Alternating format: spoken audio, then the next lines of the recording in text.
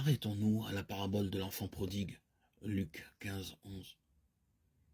Elle nous montre un père dont l'amour est pour ainsi dire déraisonnable et que n'arrête aucune convention sociale.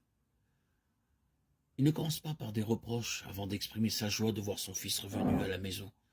Il amène son fils à sentir sa joie et son immense amour. Et le fils en est décontenancé. Ce fils, le cadet, a quitté la maison. Il a dilapidé son héritage à l'étranger. Pour survivre, il lui a fallu se louer comme gardien de port.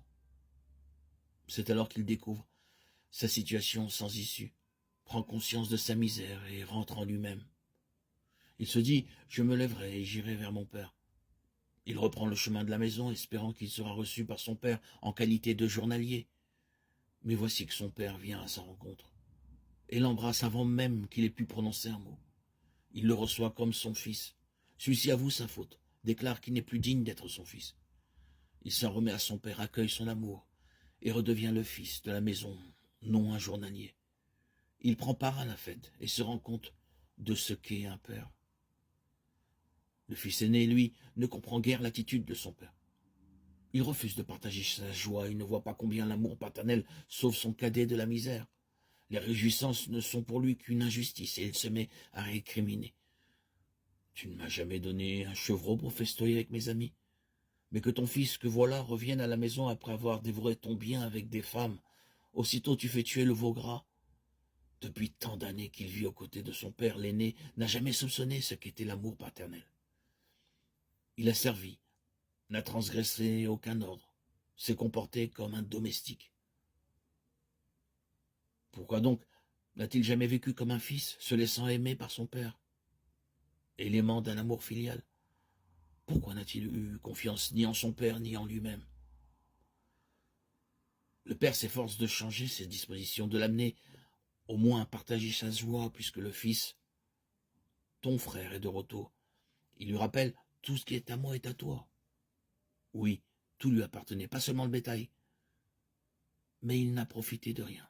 Il n'a rien compris à la bonté et à la libéralité de son père. Il ne les a jamais perçus comme un appel, sinon il aurait pu découvrir ce qu'était réellement son père.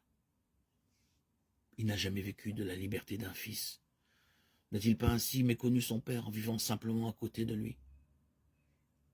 En fin de compte, sait-il ce qu'aimer? Soupçonne-t-il tout ce dont l'amour est capable? Il avait beau vivre dans la maison paternelle. Il était sans amis. Le cadet a compris. L'aîné persiste dans son obstination. Ne se met-il pas à l'écart des festivités communes?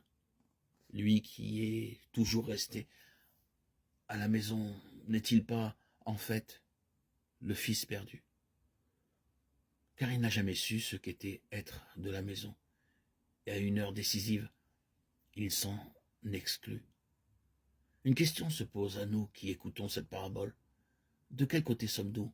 Laquelle de ces deux attitudes est la nôtre? Qu'en est-il de notre amour pour le Père? Vivons-nous cette réalité filiale?